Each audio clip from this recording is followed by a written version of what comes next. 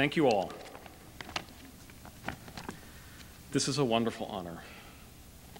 Class of 2009, let me first add my congratulations for what you have achieved. The experiences you have had here, studying so much, so closely together, will be one of the rarest treasures you will ever come to possess. Graduates, immediate or imminent graduates, I guess, I have been asked here today to offer you some advice on what's coming next in your lives. This is something I find particularly ironic, as one of the most important lessons that I quickly learned at the Academy was that it is usually far, far wiser to just shut up and listen to a person than to ever try to offer them any advice, especially when it involves the big questions of life, and most especially when someone asks for the advice in the first place. But most rules have exceptions, and perhaps this is one of them. I hope what I'm about to tell you will be of some use.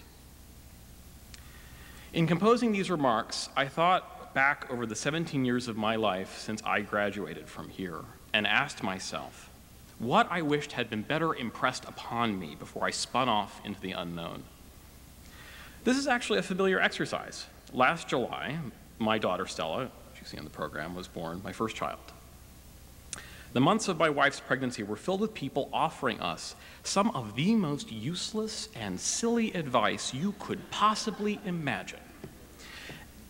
As we neared Stella's birth, I reached a point where I had to grit my teeth every time some loving but oblivious person would tell me that my life was about to change forever.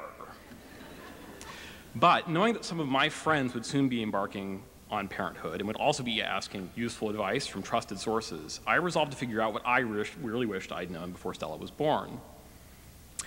But that was an easy exercise compared to this. I hoped to bring you some specific, concrete advice. Your life is about to change forever is useless precisely because it is so obtusely general.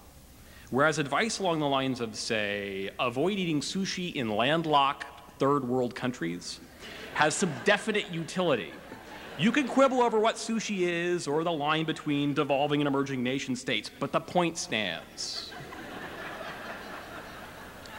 Yet it's difficult to find advice that's applicable to so many unique individuals, yet specific enough to be useful.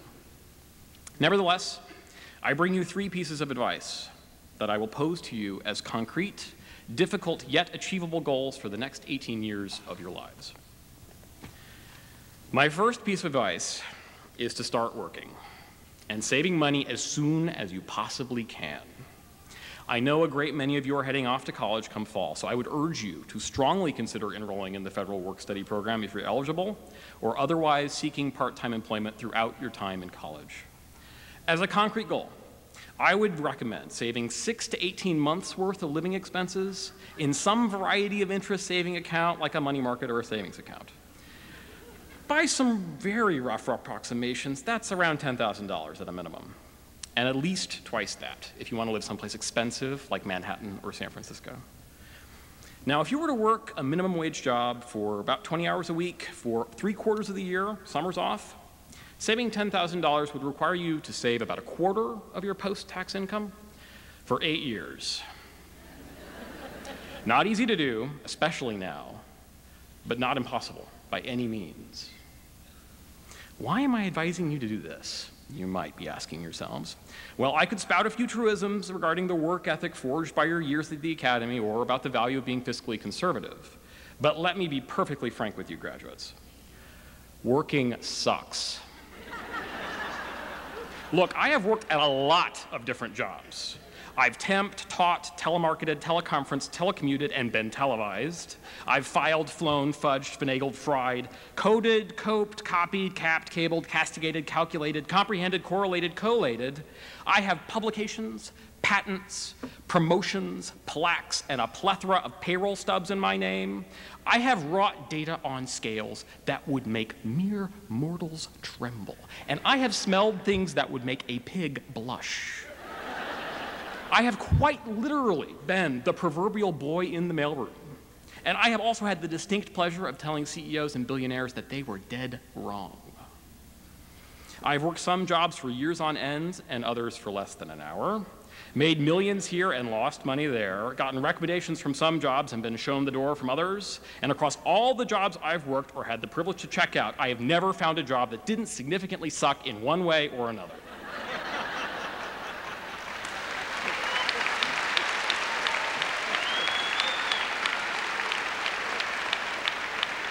Now, this sad situation is explained by a very simple fact.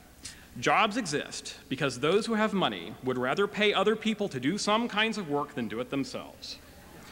The reasons are legion and beyond the scope of this talk, but suffice it to say that if someone's willing to pay you to do it, there is going to be something that sucks about doing it.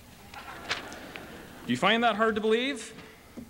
Ask a tenured professor sometime about how much fun it is to deal with academic politics, or a CEO about how many soul-killing meetings he has in a day, or a scientist about what it takes to secure government research funding, or a doctor about charting, or a new parent about what waking up to a screaming baby at 4 a.m. feels like, or a writer about what writer's block feels like, or a lawyer about absolutely anything, or a high school teacher about a high school teacher's salary.